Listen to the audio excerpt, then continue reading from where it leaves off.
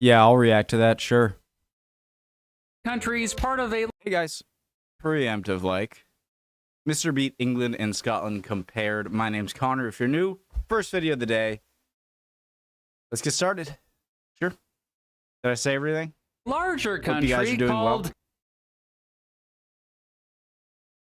The United States. Thanks to Yugov for sponsoring this video. Thanks, Yugov. England and Scotland, two bordering countries, part of a larger country called the United Kingdom, a country that has been pretty influential on the world over the past, I don't know, 300 years or so, both on the island of Great Britain, the 9th biggest island in the world.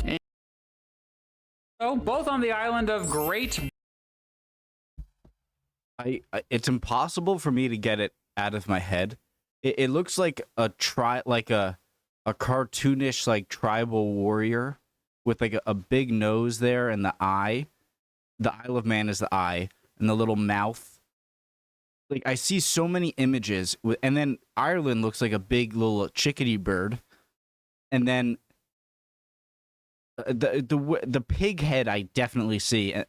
Anyway, sorry. Okay. Britain, the 9th biggest island in the world. England and Scotland are the two most well-known and visited countries in the UK. And maybe by the end of this video, you'll have an opinion about which one you think is better. So what else do they have in common? Both border the North Sea to the east and the Irish Sea. Sorry, I'm pausing too much, but what are the bigger islands? It's number 8. Greenland has got to be number 1. You have Greenland, you have the island that makes up Papua New Guinea and that part of Indonesia, which is probably bigger. Borneo, Madagascar. Is Cuba bigger? There might be some other Indonesian islands that are bigger.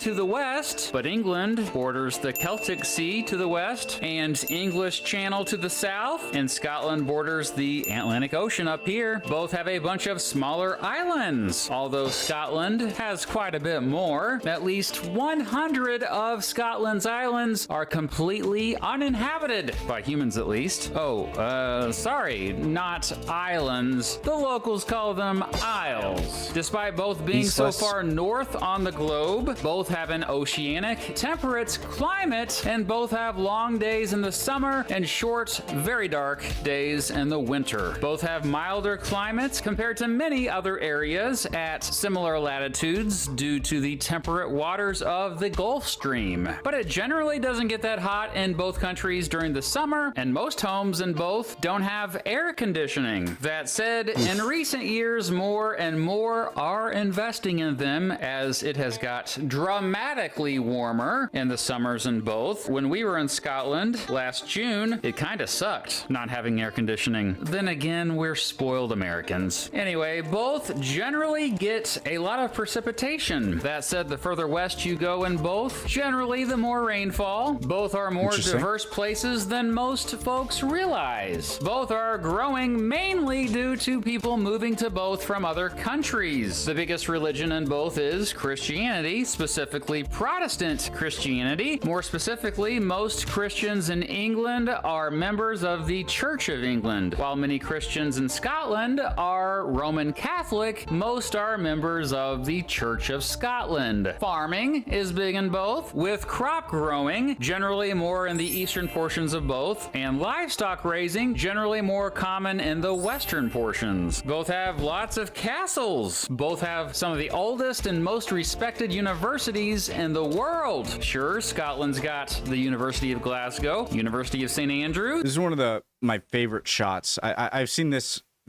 shot of in a lot of different videos, but it's one of my favorite. Just all the greenness and the really cool old-looking collegey buildings. The world. Beautiful. Sure, Scotland's got the University of Glasgow, University of St. Andrews, University of Aberdeen, and University of Edinburgh. But England's got Imperial College London, Oxford, University College London, Oxford, and Cambridge. For goodness sake. Oxford and Cambridge both are two of the oldest universities in the world. How are England and Scotland different? Well, before we get into the differences, I'm going to tell you about Yugov. Yugov is my favorite way to take... If this interests you guys, please use the original link to the video, top of the description. Use their promo codes and everything.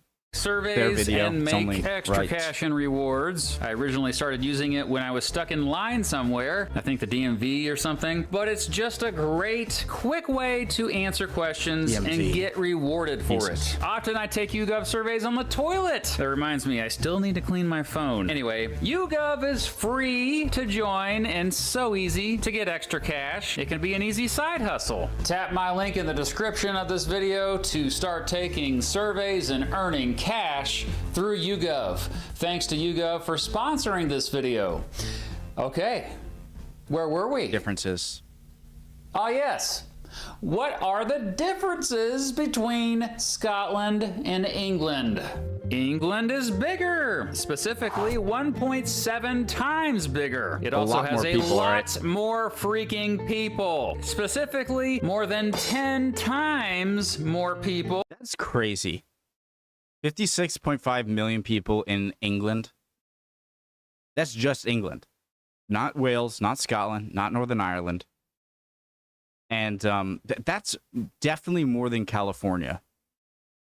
Maybe like 10 million more than California. In California, I am positive it's bigger than England. For sure, I'm positive. It's unbelievable. I'd imagine a lot near London area. Oh goodness. 8 out of every 10 UK residents live in England. Well, no wonder it gets most of the attention. England has a much higher population density. England borders Wales, Scotland doesn't. Being further north, Scotland is colder and thus gets way more snow and darker days in the winter. Scotland has 3 distinct geographic areas: the Highlands, the Lowlands, and the Southern Uplands. As the names suggest, the Highlands are high, marked by the biggest mountains on the island. The Lowlands are lower and are marked by relatively flat plains. And the Southern Uplands are up. Well, kind of. They're a really hilly region along the southern border with England. And yep, Scotland is definitely more mountainous and has the majority of mountains in the UK. It has Ben Nevis.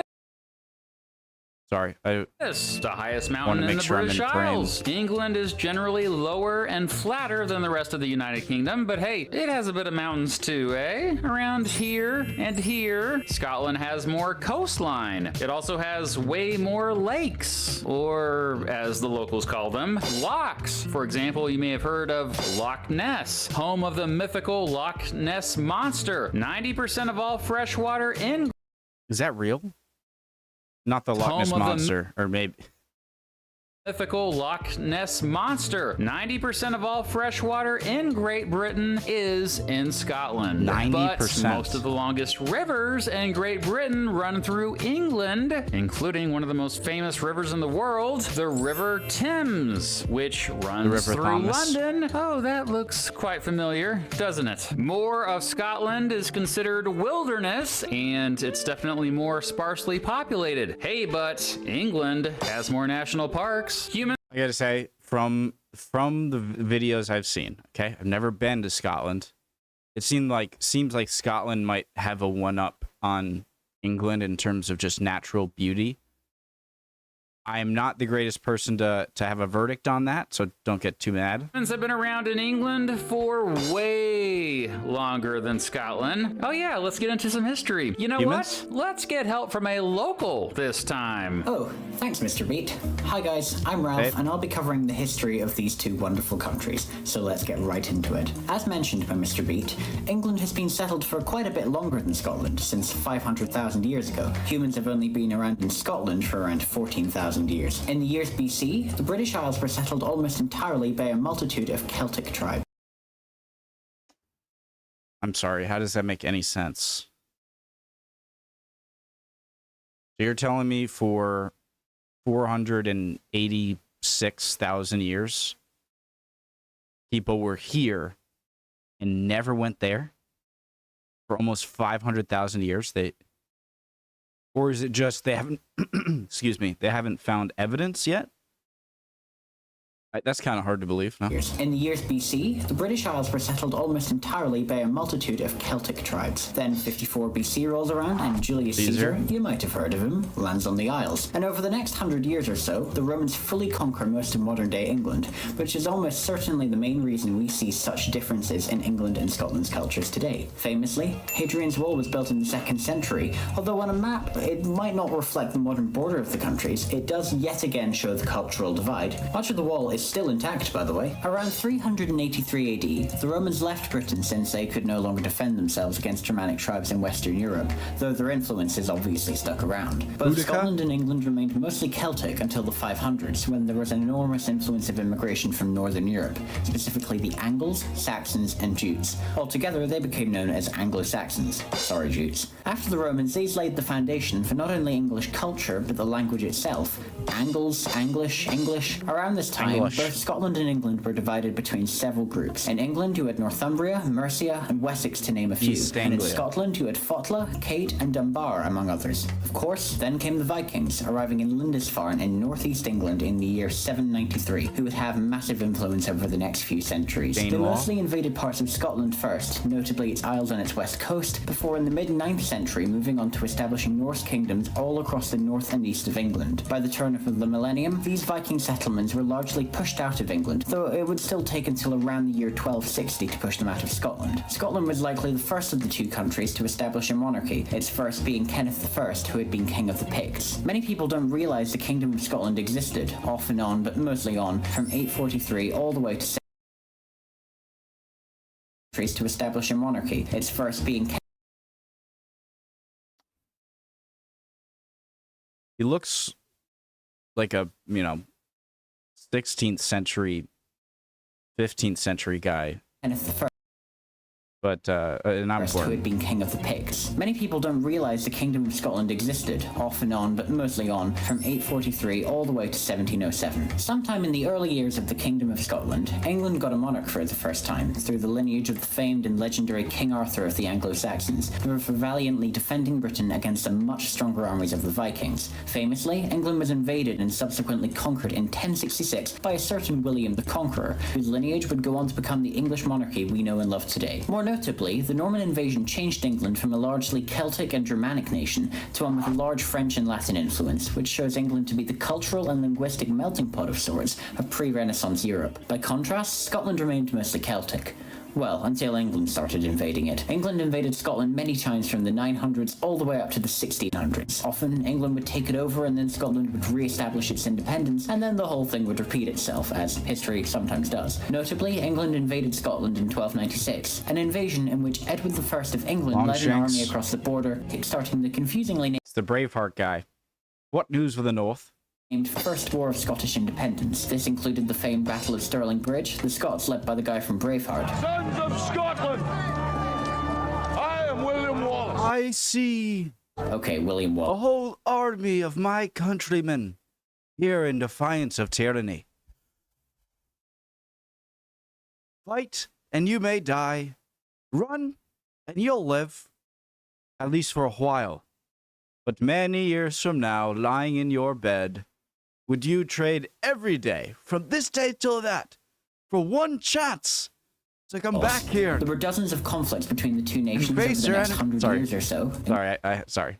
Okay, William Wallace. There were dozens of conflicts between the two nations over the next 100 years or so, including invasions of Scotland in the 1540s known as the War of the Rough Wooing, at the command of Henry VIII, where Scotland's capital city of Edinburgh was burned down. This, of course, is what fueled the intense rivalry of the two conflicts between the two. I am William Wallace. Okay, William Wallace. There were dozens of conflicts between the two nations over the next 100 years or so, including invasions of Scotland in the 1540s known as the War of the Rough Wooing, at the command of Henry VIII, where Scotland's capital city of Edinburgh was burned down. This, of course, is what fueled the intense rivalry of the two independent countries fighting over an island for centuries. In 1603, James VI of Scotland succeeded English Queen Elizabeth I as King of England, which made the two countries share a monarch. Then came James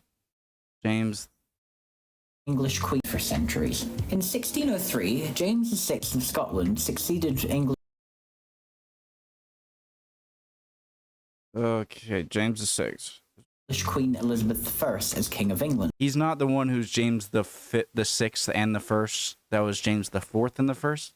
Which made the two countries share a monarch. Then came some more chaotic times in England, which, to oversimplify, tensions got so bad between the generally Protestant supporters of the English Parliament and the generally Catholic supporters of the monarchy under Charles I that a series of civil wars occurred from 1642 to 1651. This resulted in the monarchy of both England and Scotland being disbanded, as England became ruled by Oliver Cromwell as its Lord Protector, until his death in 1658, where Charles I's son came back to rule as king. By the late 1600s, Scotland decided to join in with other Western European countries, like England, by starting a colony in the New World. Oh, come on. You're just gonna gloss over all the English colonies like that? They were kind of a big deal.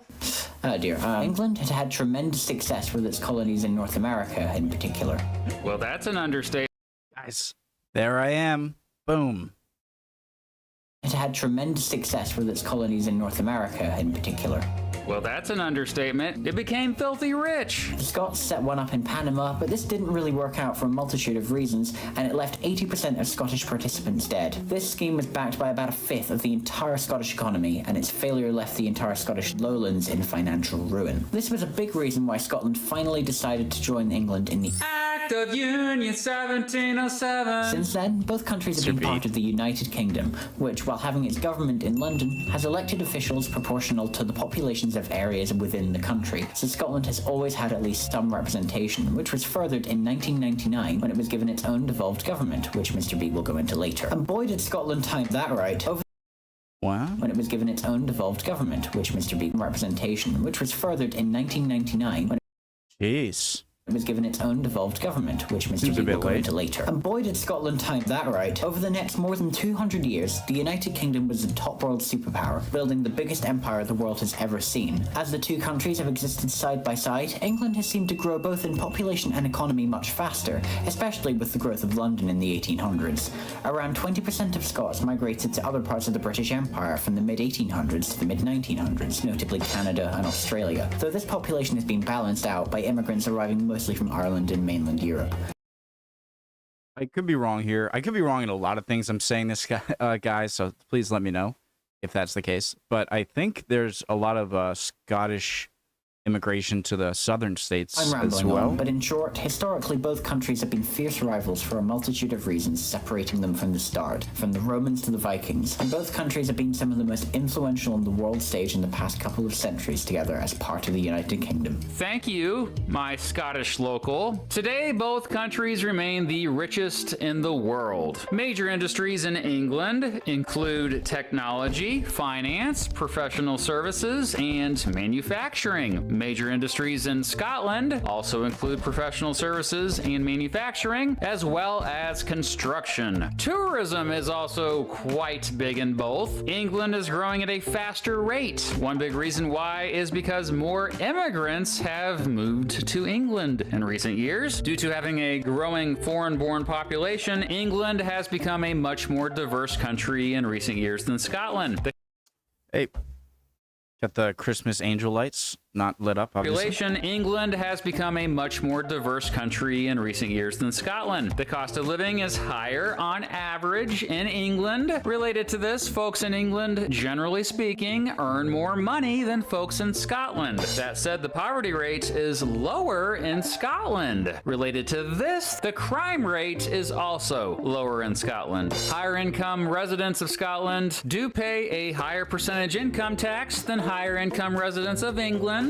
So by that, it seems like the higher wages doesn't outweigh the cost of living. England has London, so that's gonna give it a huge advantage, or also disadvantage, depending on how you look at it, I guess, if you don't like people. Ah, yes, London. You've heard of it? Among the richest and most visited cities in the world. It's that place Jay Foreman wanders about. With a metro population of nearly 15 million, it's the biggest city in the United Kingdom, and its capital, of course, in addition to being where the UK's government meets, it's got most of the iconic attractions we associate with the entire island. You know, Buckingham Palace, Big Ben, the Tower Bridge, stuff like like that. Anyway, this video is not about London, but England and Scotland. So enough Guys, so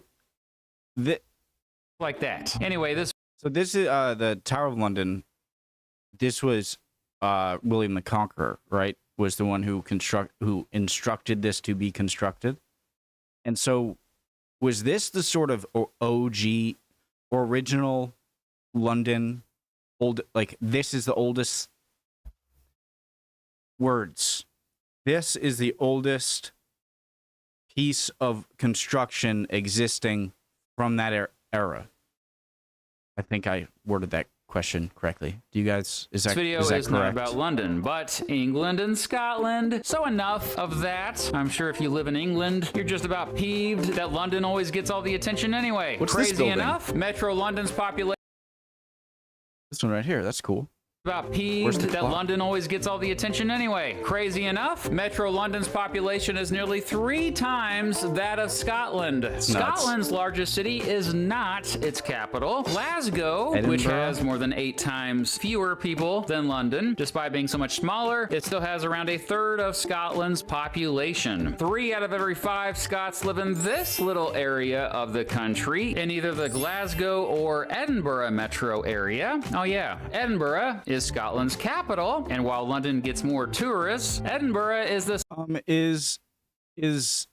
the country in either the Glasgow Is Glasgow connected to the Irish Sea like Edinburgh is to the North Sea? or Edinburgh metro area. Looks like oh it, yeah, kind of. Edinburgh is Scotland's capital, and while London gets more tourists, Edinburgh is the 2nd most visited city in the UK and has much more of its older buildings in its city center preserved. If you ever get the chance to visit Old Town and the Royal Mile in particular, you should. I highly recommend. 10 out of 10. Scotland as a whole, in love fact, to. has more old buildings still intact. The Nap of Howard on the island of Papa Westray in Orkney, Scotland, is the oldest preserved stone house not only in the UK but all of Northern Europe. It dates back as far as 3700 BC, which is more than 1,000 years before the earliest Egyptian pyramids were built. Hey, speaking of old stuff, England has Stonehenge. These mysteriously placed 13 feet by 7 feet, 25-ton stones. Stonehenge is also one of the most famous prehistoric spots in the world, but hardly anyone knows about Scotland's Callanish stones. Scotland has Scarabray, the most preserved Neolithic village in all of Europe.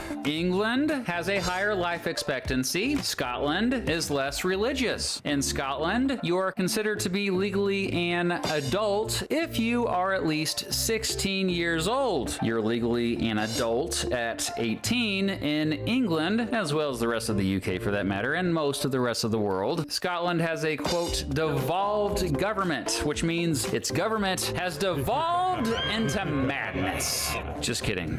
It just means Scots have a bit more self-governance than England. Being a legal adult at 16 is an example of that. Scots are generally more left-leaning politically. When citizens of the UK voted on whether or not to leave the European Union back in 2016, aka Brexit, Scots I had overwhelmingly known that England was the voted to stay in the European Much Union, more so while for most of it, England, than excluding the others. London, voted to leave the European Union. Historically, there was much more of a maybe Wales too. Actually, was kind of for it. voted to leave the European Union. Historically, there was much more of a rivalry between England and Scotland, but these days, that rivalry seems to revolve mostly around sports. There's the football, aka soccer, rivalry between the national football teams of both countries. Dating back to 1872, it's football's oldest rivalry. England leads the all-time series, but 26 of the games between the two ended in ties. There's also a big rugby not that rivalry surprising for between the two soccer. countries. Cricket is a popular sport in both countries, but way bigger in England. Heck, the sport was even invented there. And rounders was invented there. Rounders, which is apparently different from cricket. Oh yeah, rugby and the modern form of football were also invented in England. Oh yeah, well the modern form of golf was invented in Scotland. England is where the language that I'm speaking to you right now originated. Yep, the English started speaking the most spoken language in the world, English, in England. What a surprise, right? Approximately 1.5 billion people speak English today. People say, no, wait, it's Mandarin. No, Mandarin has the most native speakers, but in terms of the most popular language spoken, English. Making it the world's most spoken language. Do you understand what I'm telling you right now? Yep. Well, if you speak English, you do. Now, that said, I'm specifically talking about modern English.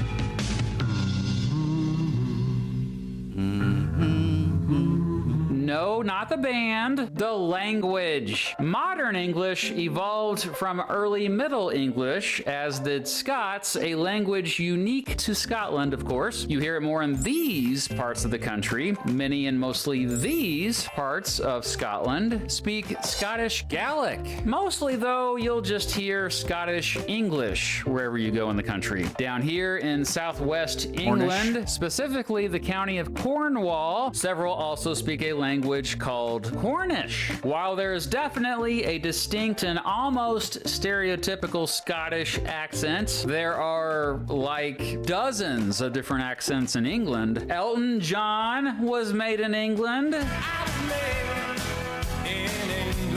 See, I told you he was. But not just Elton John. Some of the most influential and popular bands and musicians in world history. I say this all the time. The amount of bands growing up that I couldn't tell were English when they're singing.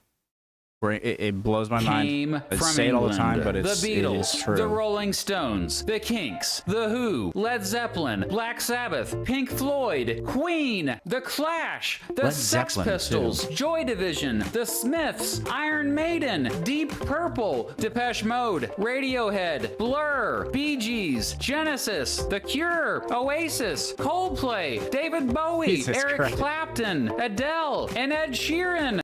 Eric Clapton, cocaine? Just to name a very few. Holy freaking Wait, Eric Clapton?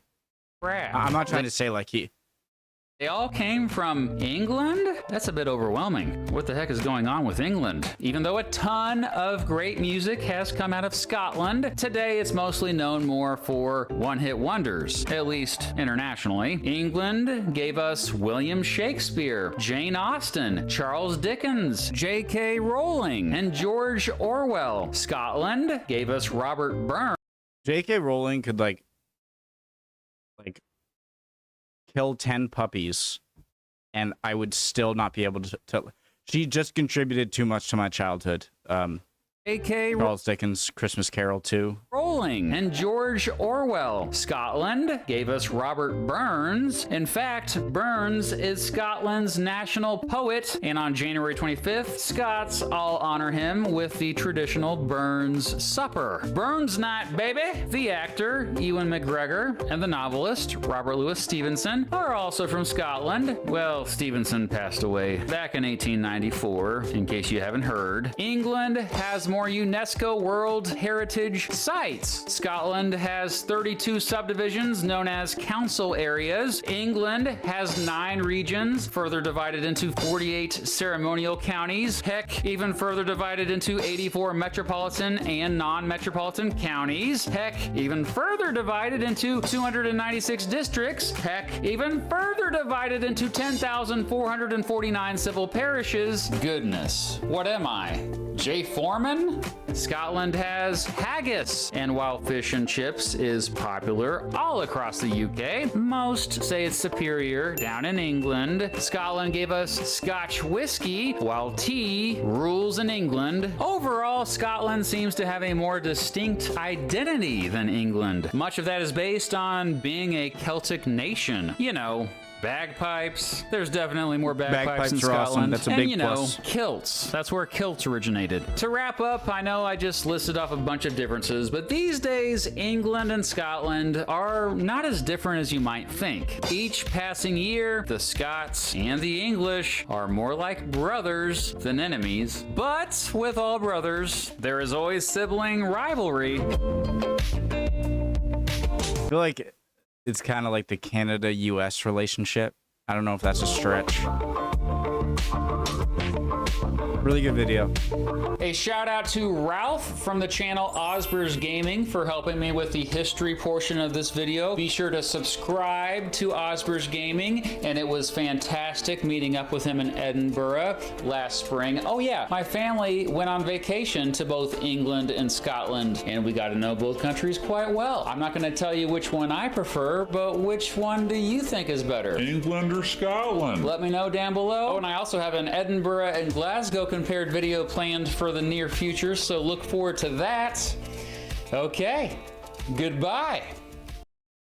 I love English history. I find it fascinating. I love Scottish nature. Just seems to be maybe on another level, but obviously great things about both. I've never been to Scotland, and I've only briefly been to England twice in my life, so it's not exactly like I'm the best person to give this opinion. Great video from Mr. Beat. Love his videos. Hope you guys are all doing well. Love you all. I'd love for you to like and subscribe, and hopefully I will see you next video. Would love to see any comments, guys. Bye.